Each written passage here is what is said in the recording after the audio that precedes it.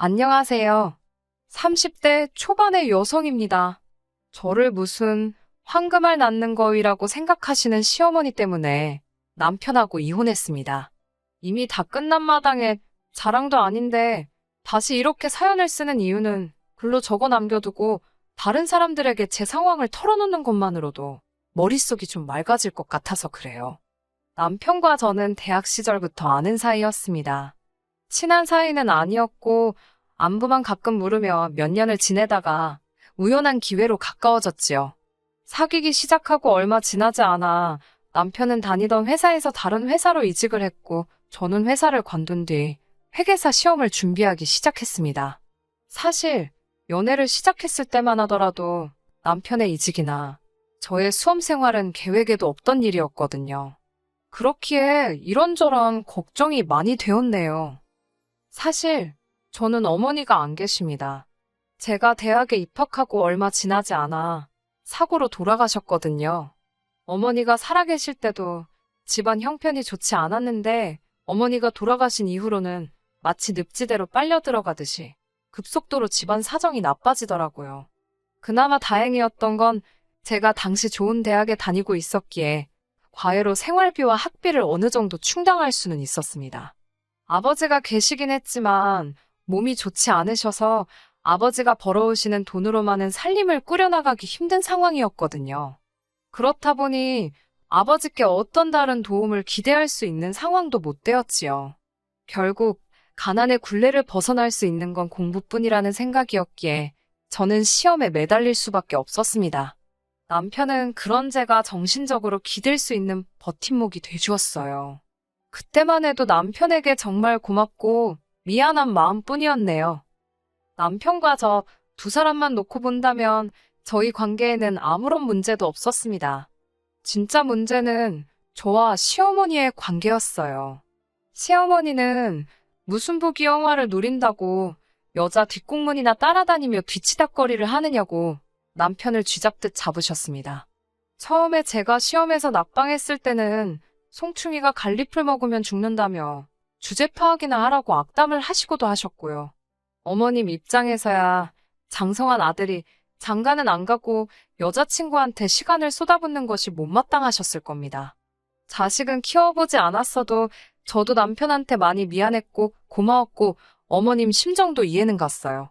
저 또한 시험에 합격하지 못한다면 저뿐만 아니라 남편도 시간 낭비를 한 게 되는 거니 부담도 되었고 미안한 마음이 컸지요. 어쩌면 저보다 더 좋은 여자를 만날 수도 있는데 저 때문에 그 기회를 놓치는 건 아닌가 싶기도 했고요. 결국 저는 어머님의 성화에 못 이겨 남편에게 헤어지자고 몇 번을 말하기도 했었습니다. 그때마다 남편은 자기는 어머님은 안 보고 살아도 저는 보고 살아야겠다며 저를 붙잡았어요. 고생 끝에 저는 회계사가 되었고 알만한 사람들은 한 번쯤 들어본 회사에 입사했습니다. 그리고 그때부터 어머님께서는 갑자기 태도가 돌변하시더군요. 세상에 둘도 없는 착한 시어머니 흉내를 내기 시작하시더니 주변 사람들에게는 아직 결혼도 안 한 저를 며느리로 소개하셨지요. 덧붙이시기를 별 볼 일 없는 며느리, 당신 딸이다 생각하고 뒷바라지를 했더니 이런 좋은 날이 왔다며 생색을 내셨습니다. 그런 이야기가 제 귀에 들어왔을 땐 어이도 없고 황당했지요. 힘든 수험 기간 동안 누구보다 저에게 너 같은 게 무슨 회계사냐며 생긴 것도 복도 지지리도 없게 생겼다고 악담을 퍼붓던 분이 어떻게 그런 거짓말을 입에 침도 안 바르고 하실 수 있는지. 그럴 때마다 남편을 생각하면서 참았습니다.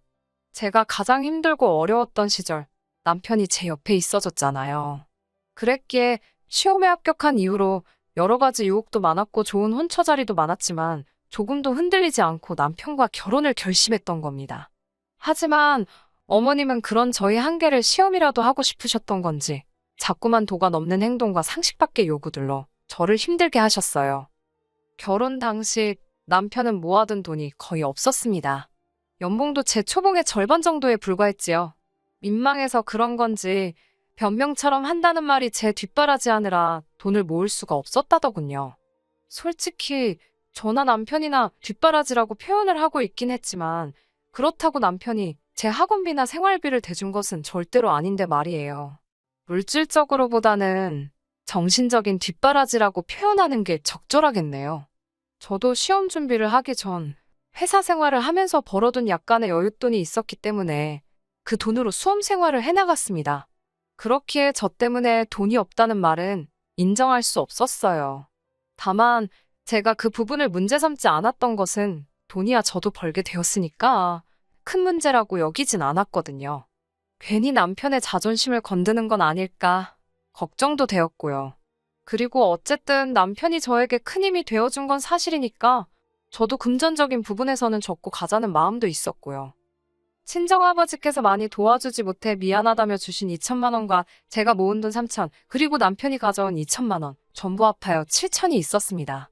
어머님께서는 당신 아들이 들고 있는 돈이 2천인 거지. 그동안 저 때문에 당신 아들이 까먹은 돈이 1억은 될 거라며 1억 받았다 생각하라는 억지를 쓰셨습니다. 솔직히 말도 안 되는 소리였지만 결혼하기로 마음먹은 마당에 시시비비를 가려서 뭐하나 싶더군요. 부족한 부분은 대출을 받아서 서울 외곽에 작은 아파트를 하나 샀습니다. 문제는 어머님이셨습니다.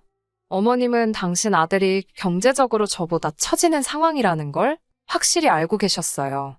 그런데 결혼식을 올린 이후로 어머님은 번번이 당신 아들의 한 달 월급보다도 비싼 가격대의 선물을 요구해 오시기 시작했습니다. 정말이지 전후사정 모르는 누군가가 봤다면 제가 어머님께 무슨 큰 빚이라도 졌다고 생각했을 거예요. 제가 생각이 없고 바보라서 어머님의 그런 무리한 요구를 다 들어드린 게 아닙니다. 오로지 남편의 입장을 위해서 그리고 가정의 평화를 위해서 참고 참았을 뿐이지 저도 이 상황이 정상이 아니라는 건 잘 알고 있었습니다.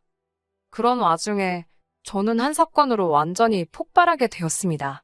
남편에게는 여동생이 한 명 있었는데 어머님이 저에 대해서 뭐라고 이야기를 해놨는지 어지간히도 저를 무시하더라고요.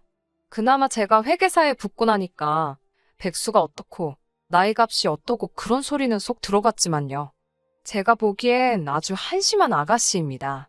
남편 말에 의하면 고등학교를 졸업한 뒤 이것저것 배운다며 시간을 보내다가 뜬금없이 입법고시를 보겠다며 집에서 돈을 어지간히 가져다 썼다더군요.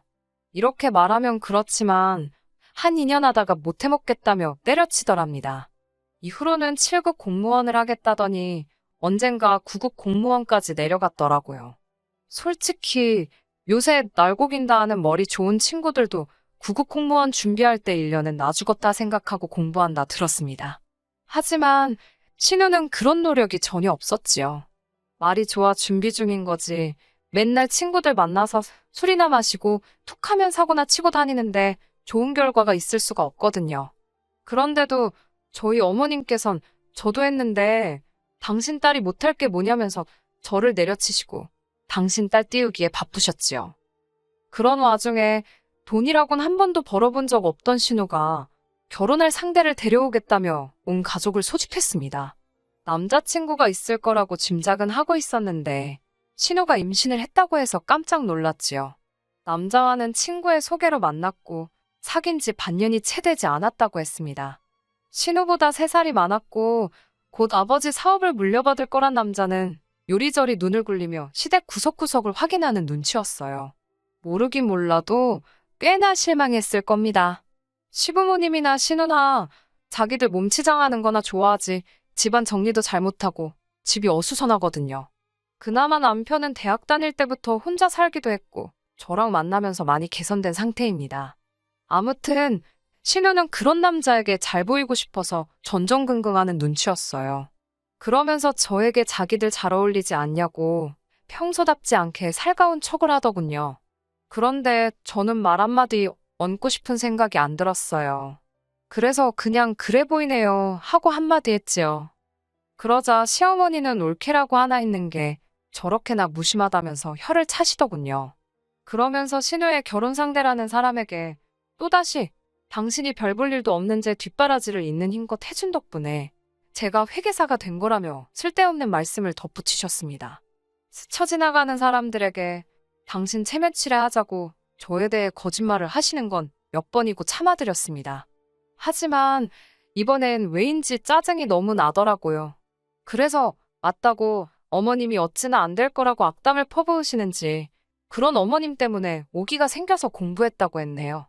그러자 그 남자가 좀 놀랐다는 듯이 어머님과 신우를 번갈아가며 쳐다보더라고요. 그러자 어머님께선 저더러 약 먹었냐고 헛소리를 하고 앉았다며 당황한 기색을 보이셨어요. 이후로 부쩍 어머님이나 신우는 저에게 말을 걸지 않았고 저는 그저 자리를 지키고 앉아서 어떤 대화가 오가는지 듣고만 있었습니다.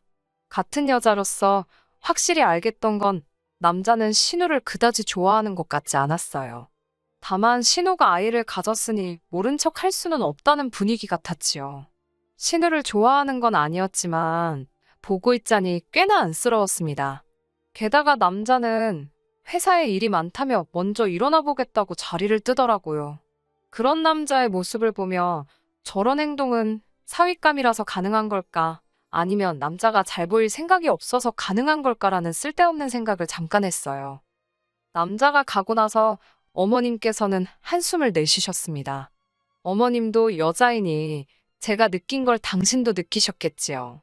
신우는 속도 없는지 어땠냐며 자기가 괜찮은 남자를 물은 것 같지 않냐고 철딱선이 없는 소리만 해대고 있었습니다. 가만히 있다간 저에게 불똥이나 튀지 싶어서 저도 일핑계를 대고는 먼저 자리를 떴네요. 며칠 뒤 어머님께서 전화를 걸어오셨습니다. 당신이 제 회사 근처로 올 테니 이야기를 좀 하잡니다. 저는 남편에게 전화를 걸어 뭔지는 몰라도 같이 나가자고 했습니다. 남편도 어머님이 저에게 걸핏하면 막말을 하신다는 건 이미 알고 있었고 제가 어머님을 불편해한다는 사실도 알았기에 알겠다고 하더군요. 그렇게 어머님을 만났더니 역시나 어머님도 혼자는 아니셨습니다. 신우와 같이 나오신다는 말은 없으셨는데 신우도 데리고 나오셨더라고요. 어머님께서는 바쁜 저희를 불러놓고 쓸데없는 소리할 생각은 없다며 잔말 말고 신우 결혼 자금을 좀 대달라 하셨습니다. 솔직히 신우가 결혼 이야기를 꺼냈을 때 이미 얼마 정도는 해줘야겠다는 생각은 했어요.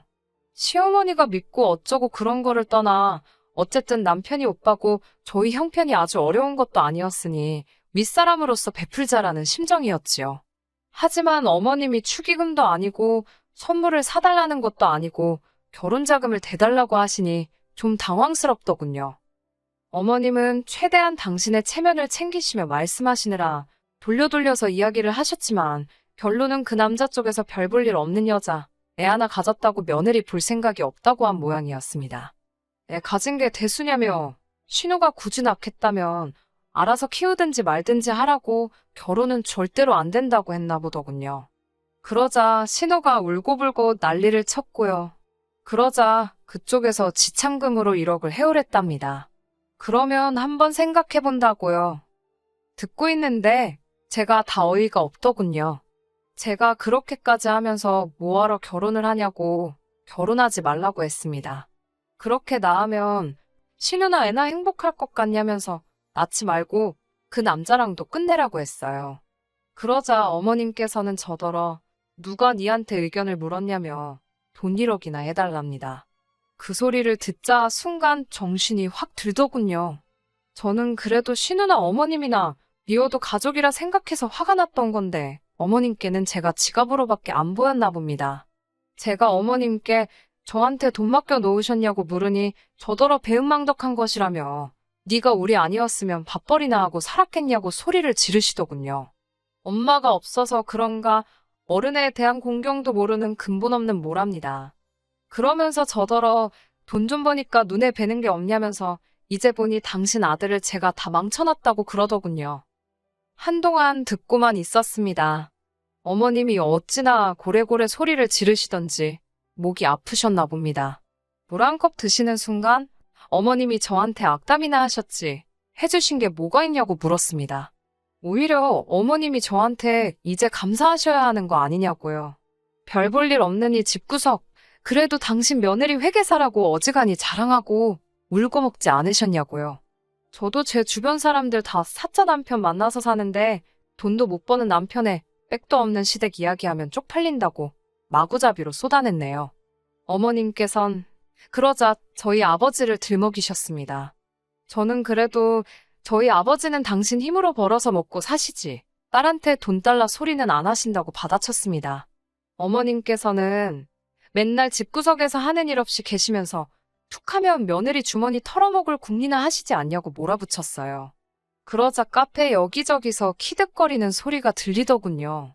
신우는 울상이 되어서는 저더러 언니 너무한다길래 네가 제일 나쁘다고 능력도 안 되면서 시집갈 궁리를 하냐고 너도 네 밥벌이 좀 하고 살라고 쏴붙였네요.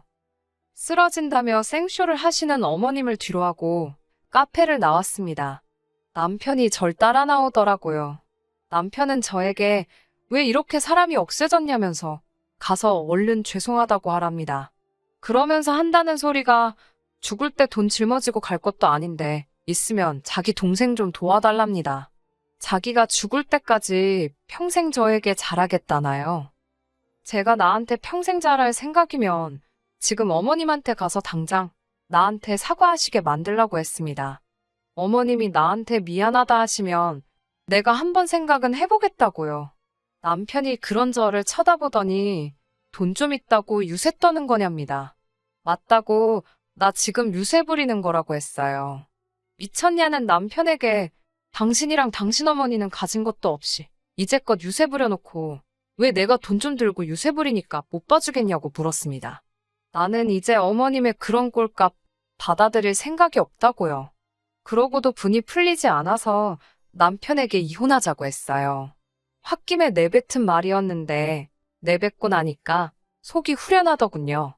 이혼하자는 제 말엔 남편은 꽤나 놀란 눈치였습니다. 고부 갈등으로 합의 이혼하자고 못을 박았네요. 그리고 이튿날 이번엔 어머님뿐만 아니라 아버님까지 저희 집에 오셨습니다. 이혼이라니 그게 무슨 소리냐면서 당신들은 저 없으면 못 산답니다.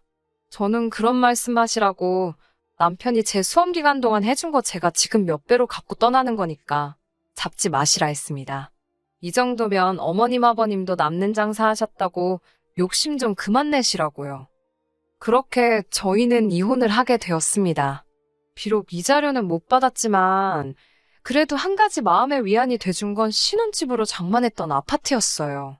신혼 초에 남편이 대출받는다니까 어머님께서 개거품을 무시는 통에 제 이름으로 이빠이 대출받아 아파트를 샀었는데 그게 많이 올랐거든요.